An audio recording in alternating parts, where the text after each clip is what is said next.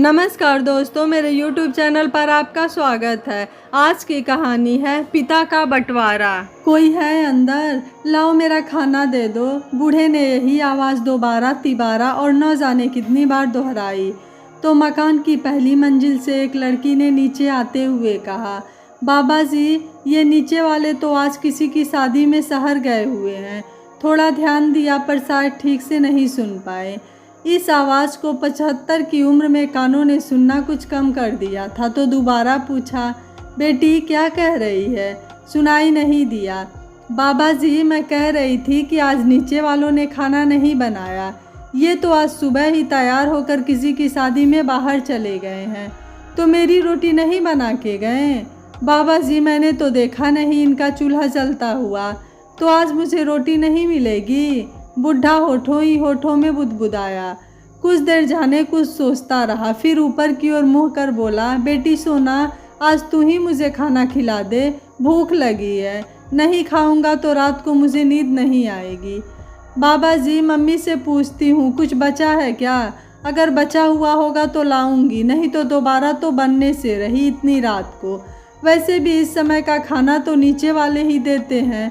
और सोना का आखिरी वाक्य धीमा होता चला गया था। थोड़ी देर में सोना 2 रोटी और कढ़ाई की खुरचन वाली सब्जी लेकर आई और बुढ़े के सामने रख गई।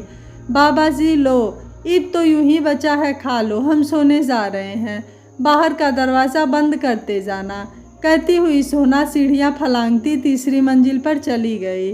इधर किसी ज़माने में रईसी में रहने वाला बुढ़ा आज कढ़ाई की खुरचन से सूखी रोटियाँ चबा रहा था।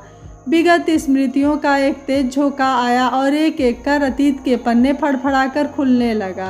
उसे सब कुछ याद आने लगा था। फिर भी किसी तरह उसने इतना खाना पेट में डाल लिया जिससे रात को उसे नींद आ जाए। वह उठा और लाठी टेकता घर से थोड़ी दूर बने घोठे पर चला गया, जहां वह एक बड़े से कमरे में सोता था और जिससे मिलती हुई 3 भाइयों की अपनी अपनी राशन की दुकान थी। उस बड़े से हालनुमा कमरे में एक बड़ा संदूक था जिसमें दरिया और ढेर सारी ओढ़ने बिछाने की चादरें रखी थी। आज का बुढ़ा किसी ज़माने में ऐसा हट्ठा कट्ठा पहलवान नुमा शरीर का मालिक था कि लोग हैरत से देखते थे। बड़ी बड़ी मूछें, बड़ी बड़ी आँखों और भरे चेहरे वाला एक रौबीला इंसान जिसे इलाके में सब सेठ जी कहते थे और जिसकी दुकान की बोर्ड पर बड़े बड़े अक्षरों में लाला शांति स्वरूप एंड सन्स लिखा हुआ था। वैसे शहर में उसके समकालीन लोग उन्हें महाशय जी भी कहते थे। उनकी दुकान में सब आयुर्वेदिक जड़ी बूटियाँ जो शहर के किसी भी दुकान पर नहीं मिलती, आसानी से उपलब्ध हो जाती थी। दुकान पर ग्राहकों की इतनी लंबी भीड़ होती थी कि सामानों की लंबी पर्चियाँ तो महाशय जी रख लेते और अगले दिन सारा सामान बंधा हुआ मिलता। छोटे मोटे ग्राहकों को साथ के साथ निपटाया जाता था। 4-5 नौकर थे जो सौदा तौलने और बांधने का काम किया करते थे और महाशय जी स्वयं पैसों का हिसाब किताब रखते थे। लक्ष्मी बरसती थी उनकी उस बड़ी सी दुकान में। काल चक्र सदा एक सा नहीं रहता। बड़े बेटे कांति स्वरूप का विवाह हुआ और साल भर बाद बेटा हुआ। उसके 2 वर्षों बाद मझले बेटे जग स्वरूप का और उसके 3 वर्षों बाद राम स्वरूप का विवाह भी हो गया। उनका घर ऐसे ही फूलता फलता रहा जब तक महाशय जी की पत्नी थी जो सबको जोड़कर रखी थी। परंतु इस संसार में कोई अजर अमर तो होकर आया नहीं है। सो एक दिन यमराज का बुलावा आ गया और वह एक रात जो सोई तो सुबह का सूरज नहीं देख पाई। घर में रोना पीटना और कोहराम मच गया। महाशय जी तो बार बार मूर्छित हो जाते थे। लोगों ने उन्हें बहुत धीरज बधाया, तब जाकर थोड़े से संभले।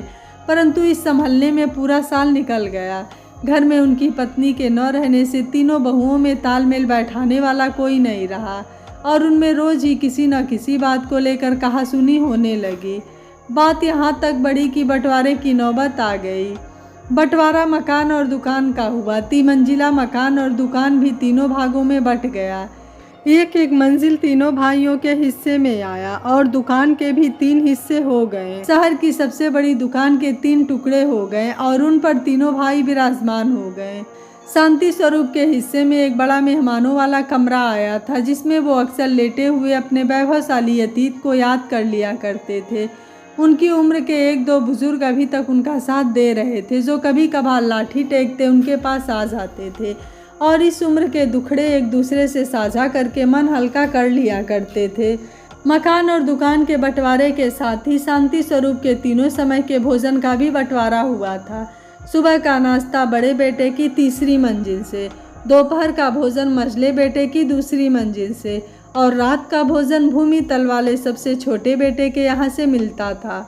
कोई कहीं गया रहता तो शांति स्वरूप को किसी दूसरे बेटे के यहाँ से बर्तनों की खुरचन और ठंडी रोटी पर गुजारा करना पड़ता था। शांति स्वरूप का मन आज बहुत विचलित था। पेट तो रूखी सूखी रोटियों से भर गया था। न चाहते हुए भी उन्होंने इतना भोजन तो पेट में डाल ही लिया था कि रात में नींद आ जाए।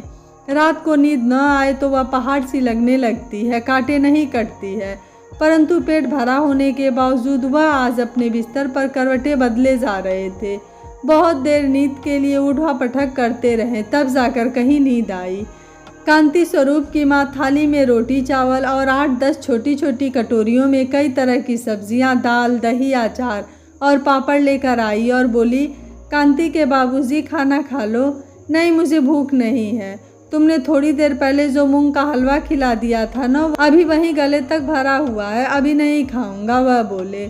अरे फिर तो यह ठंडा होकर बेकार हो जाएगा। अरे कह दिया ना अभी भूख नहीं है, ले जाओ।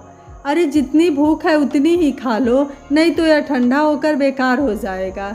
अरे तो लाओ इधर यह थाली। और जैसे ही लालमणि ने थाली उनकी ओर बढ़ाया, शांति स्वरूप ने एक जोर से हाथ मारा और सारा खाना फर्श पर बिखर गया। लालमणि एक कोने में खड़ी धीरे धीरे सुबकने लगी। वह शांति स्वरूप के गुस्से से बहुत डरती थी। रोती रोती बस यही बोली, अभी ऐसा कर रहे हो ना मेरे साथ, जब मैं नहीं रहूँगी तो बहुओं के साथ ऐसा करके देखना जो तुम्हें दोबारा खाने को पूछ भी लेवें। मैं जा रही हूँ और अब कभी तुम्हें खाना देने नहीं आऊँगी। और फिर फर्श पर गिरे भोजन की ओर देखते हुए लालमणि के पैर जमीन से ऊपर की ओर उठने लगे, ऊपर और ऊपर और ऊपर, और देखते ही देखते आसमान में जाकर अदृश्य हो गए। अरे रुक जाओ लालमणि, रुक जाओ, मुझे अकेला छोड़कर मत जाओ। लाओ दूसरा खाना, मैं अभी खा लूँगा। अब ऐसा खाना नहीं मिलता। अब तो कभी कभी कढ़ाई की खुरचन और ठंडी सूखी रोटियों से ही पेट भरना पड़ता है। लालमणि आ जाओ लालमणि। देखो घर बढ़ चुका है, दुकान बढ़ चुकी है और मेरा भी बंटवारा हो चुका है। तुम्हारे तीनों बच्चों में से कोई एक भी ऐसा नहीं है जो मुझे तीनों समय का भोजन दे सके। तुम्हारे जाते ही हमारा घोंसला बिखर गया, हमारी संपत्ति तीनों ने बांट ली, पर मैं किसी के भी हिस्से में नहीं आया। तुम्हारी संतान ने मेरा भी, पिता का भी बंटवारा कर दिया। आंसुओं की धार जब आँखों से बहने लगी तो शांति स्वरूप की आंखें खुल गई।